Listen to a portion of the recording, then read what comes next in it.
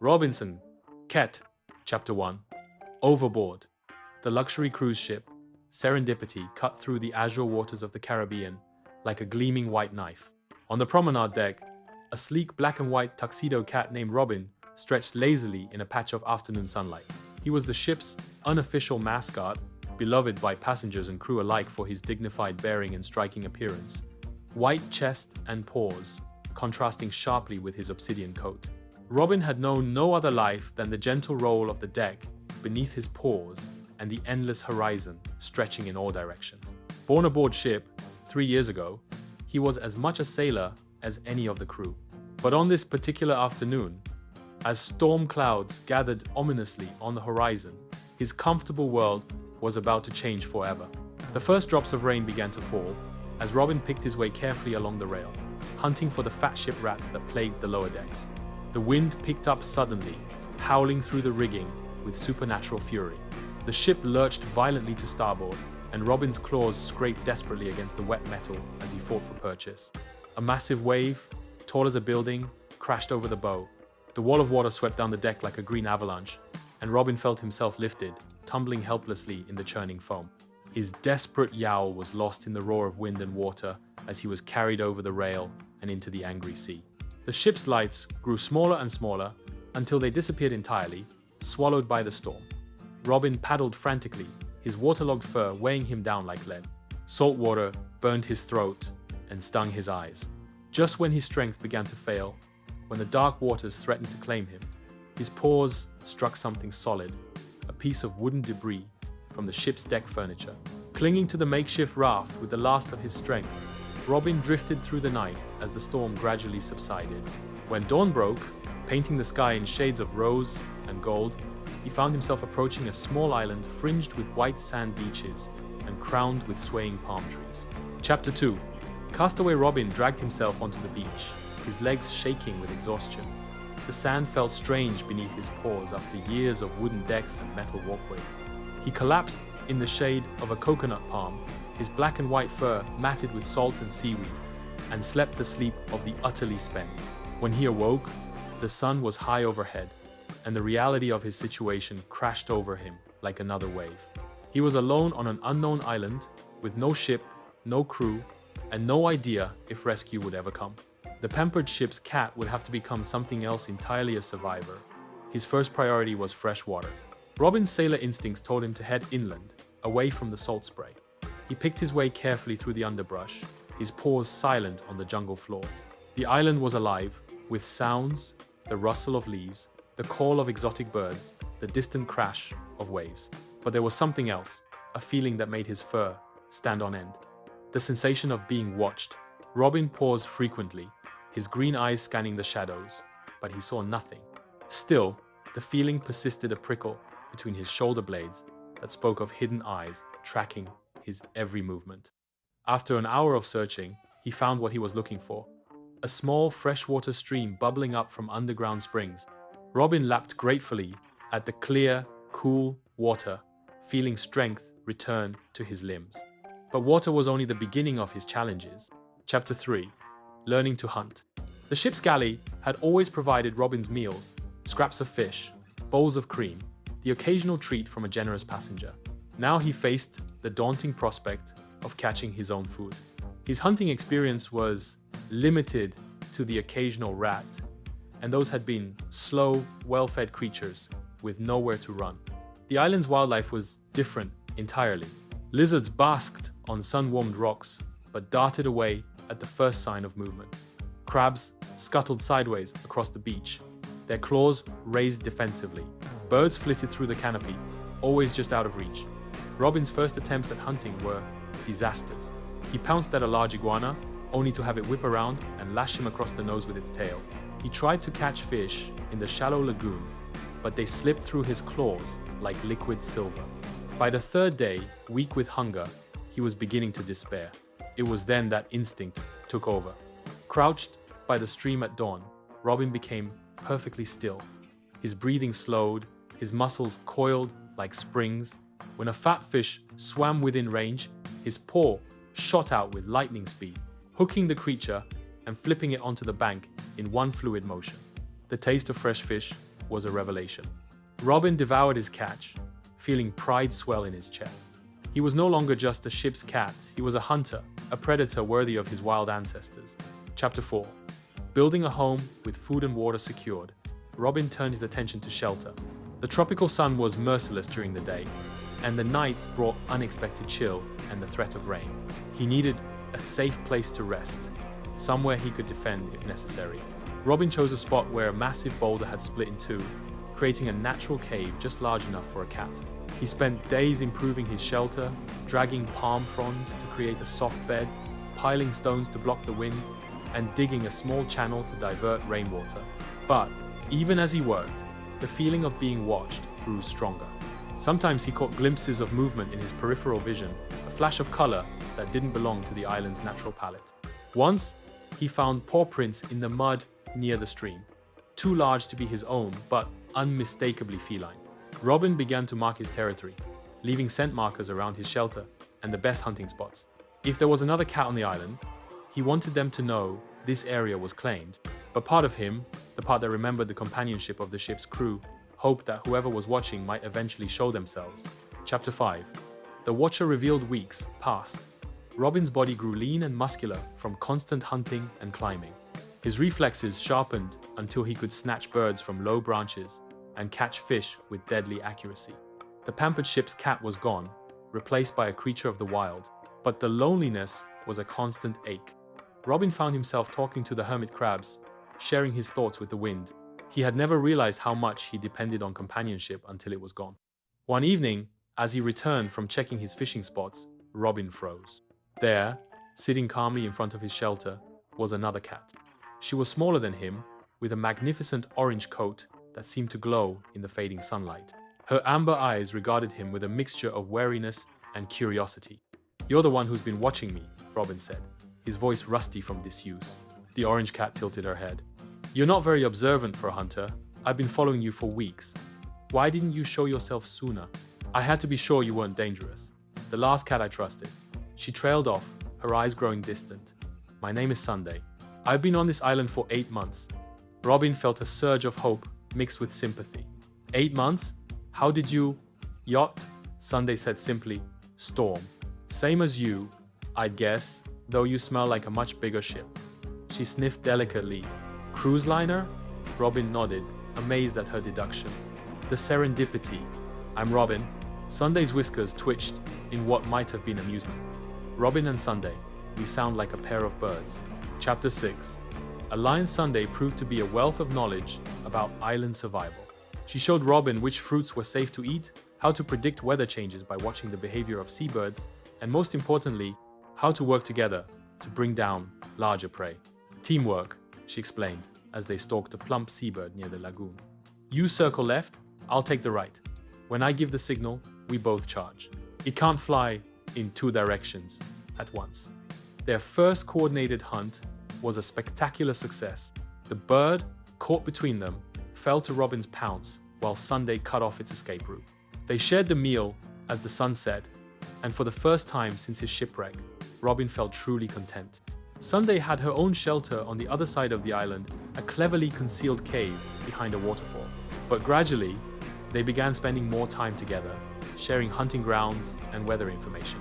Robin learned that Sunday had been the beloved pet of a wealthy family whose yacht had been destroyed in a hurricane. She had watched the wreckage sink, taking her humans with it. I used to dream about rescue, she admitted one night as they groomed each other's fur. Ships on the horizon, helicopters overhead. But after 8 months, you realize that survival isn't about waiting to be saved. It's about making a life with what you have. Robin understood. The desperate hope for rescue that had consumed his first weeks on the island had faded into something more sustainable, the quiet satisfaction of each successful day. Chapter 7. The Storm Season. Their partnership was tested when the storm season arrived. The skies turned the color of old pewter, and the wind carried the taste of rain and electricity. Robin and Sunday worked frantically to prepare, stockpiling dried fish and reinforcing their shelters. The first hurricane struck with the fury of an angry god. Robin and Sunday huddled together in his cave as winds that could uproot trees howled outside. The sea rose until waves crashed far inland, turning their familiar hunting grounds into a churning maelstrom. For 3 days, they waited, sharing body heat and their dwindling food supplies. When the storm finally passed, they emerged to find their island transformed. Trees had been stripped bare, familiar landmarks erased, and their carefully maintained territory scattered to the winds. "We start over," Sunday said simply, surveying the devastation. And they did. Working together, they rebuilt their shelters, re-established their hunting routes, and adapted to the island's new geography. The storm had been destructive, but it had also brought gifts: new pools filled with trapped fish, fallen coconuts, and driftwood that could be used for construction. Chapter 8. A new life. Months passed, then a full year. Robin and Sunday's partnership deepened into something more profound than mere survival cooperation. They developed their own language of chirps and purrs, their own rituals and traditions. Sunday taught Robin to climb the tallest palm trees to scout for weather and potential threats. Robin showed Sunday how to fish in the deeper waters of the lagoon. They established a routine that would have seemed impossible to their former pampered selves. Dawn brought fishing and hunting. Midday was for rest in whatever shade they could find. Afternoon meant maintenance, repairing shelters, checking food caches, exploring new areas of the island. Evening was for grooming and companionship, sharing the day's experiences as the sun painted the sky in brilliant colors. The island had become home in a way that the ship never quite had. Every tree, every rock, every tidal pool held memories and meaning. They knew which caves offered the best shelter from different types of storms, where to find the sweetest fruit, and how to read the subtle signs that warned of changing weather. But perhaps most importantly, they had each other. The loneliness that had nearly broken Robin in his first weeks alone was now just a memory. Chapter 9. Visitors Robin, the black and white tuxedo cat, and high orange companion Sunday were happy. 2 years after Robin's arrival on the island, their peaceful existence was disrupted by the arrival of unexpected visitors. Robin spotted the boat first, a small research vessel anchored in the deep water beyond the reef. Through his telescope, salvaged from another shipwreck they discovered, he watched as humans in bright orange life vests prepared to come ashore in an inflatable boat. Scientists, Sunday observed, studying the newcomers through the telescope. Marine biologists, probably. Look at all that equipment. Robin felt a strange mixture of emotions. These were the first humans he'd seen since his shipwreck, and part of him, the part that remembered gentle hands and warm laps, wanted to run toward them. But another part, the part that had learned to value independence and self-reliance, held back. "They might take us away," he said quietly. Sunday nodded. Back to the world of walls and schedules and depending on others for everything.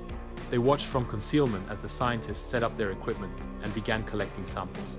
The humans would be on the island for several days, judging by their supplies. Robin and Sunday had a choice to make. Chapter 10. The Decision. That night, hidden in Robin's cave, they debated their options. "We could approach them," Robin said. "They might take us back to civilization. Real food, veterinary care, warm beds, cages," Sunday countered. "Shelters where they decide when we eat, where we sleep, who we see. After 2 years of freedom, could you go back to that?" Robin considered this. The island had changed him in ways he was only beginning to understand. His muscles were hard from constant activity, his senses sharp from daily hunting, his mind clear from the simple necessity of survival. He had become something more than a pet. He was a complete creature, master of his own destiny. "But what if one of us gets sick?" he asked. "What if there's another hurricane worse than the last one? What if the ship sinks again?" Sunday interrupted gently. "What if the humans who take us don't understand what we've become? What if they separate us?" The last question hung in the air between them. In all their discussions of rescue, neither had considered that they might not be allowed to stay together. The thought was unbearable. They spent the next day observing the scientists, staying carefully hidden. The humans seemed kind enough. They moved gently through the island's ecosystem, taking only small samples, disturbing as little as possible. But they were still humans, with human assumptions about what cats needed and wanted. Chapter 11. A New Understanding. On the scientists' final day, Robin made a decision that surprised even himself. While Sunday watched from the underbrush, he approached the humans' camp. Not close enough to be caught, but close enough to be seen. Dr. Sarah Chen, the expedition leader, was the first to spot him. "Well, hello there," she said softly, crouching down and extending her hand. "Where did you come from?" Robin studied her carefully. She had kind eyes and moved with the patience of someone who understood wild creatures. When she didn't try to grab him, he ventured a step closer. "You're not feral," Dr. Chen observed. "Too well-groomed, too comfortable around humans." "Shipwreck survivor?" Robin meowed once, as if in confirmation. Dr. Chen reached slowly into her pack and pulled out a can of tuna. She opened it and set it down, then backed away. Robin approached cautiously and ate, never taking his eyes off the human. "There's another one, isn't there?" Dr. Chen said quietly. "I've seen 2 sets of tracks, 2 different hunting patterns. You're not alone." As if summoned by her words, Sunday emerged from the jungle. She moved with liquid grace, her orange coat brilliant in the dappled sunlight. Dr. Chen's breath caught. "Magnificent," she whispered. "You've both adapted beautifully." The scientist made no move to capture them, showed no signs of the possessive behavior Robin remembered from some humans. Instead, she simply observed, taking notes and photos from a respectful distance. Chapter 12. The choice made.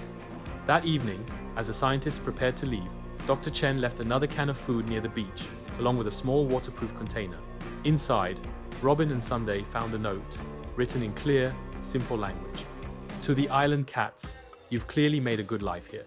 I won't presume to know what's best for you, but if you ever need help, if you're ever sick or injured, signal us. Build a fire on the highest point of the island, and we'll see it from our research station on San Miguel, 30 miles north. You're not forgotten, but you're free to choose your own path." Dr. Sarah Chen. The container also held basic medical supplies, a small solar-powered radio, and detailed maps showing their location relative to shipping lanes and other islands. Robin and Sunday watched from the cliff tops as the research vessel disappeared over the horizon. They could have been on that boat, heading back to the world of humans and all its comforts and constraints. Instead, they were exactly where they chose to be. "Any regrets?" Sunday asked as they made their way back to their territory. Robin considered the question seriously. He thought of the ship's galley, of lazy afternoons in the sun, with no need to hunt or build or plan. Then he looked at Sunday, at the island spread out below them, at the life they had built with their own paws and wits and determination. "None," he said firmly. "This is home. Epilogue. Masters of their fate." 5 years after Robin's shipwreck, the island remained their kingdom. They had weathered storms and droughts, sickness and injury, the changing seasons and the endless cycle of survival. Their territory had expanded to cover nearly the entire island, marked and maintained with the precision of born rulers.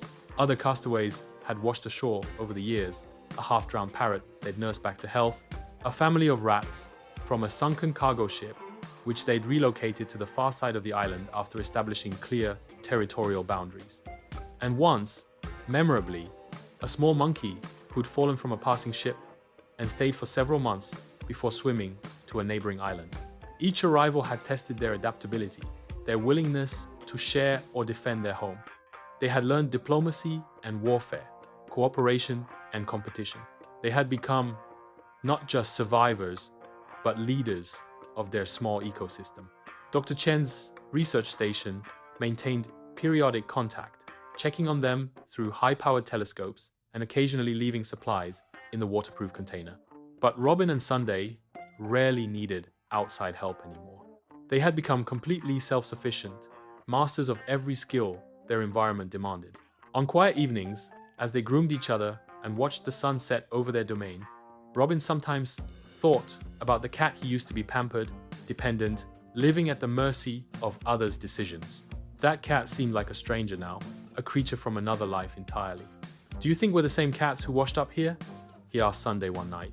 She considered this, her amber eyes reflecting the last light of day. "We're who we were always meant to be," she said finally. "The island didn't change us, it revealed us." Robin purred his agreement.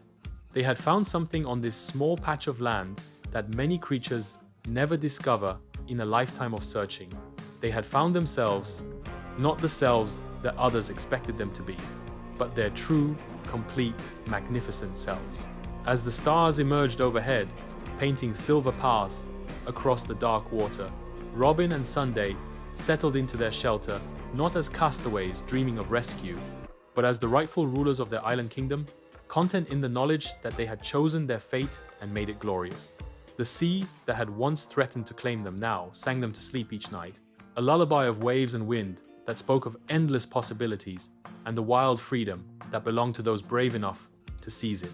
In the morning, there would be hunting to do, territory to patrol, and the endless, satisfying work of survival. But tonight, there was peace, companionship, and the deep satisfaction that comes from a life lived entirely on one's own terms. Robin closed his eyes and dreamed of tomorrow's adventures, secure in the knowledge that whatever challenges the island might bring, he and Sunday would face them together, not as pets or dependents, but as the wild, free, magnificent creatures they had always been meant to be. The end.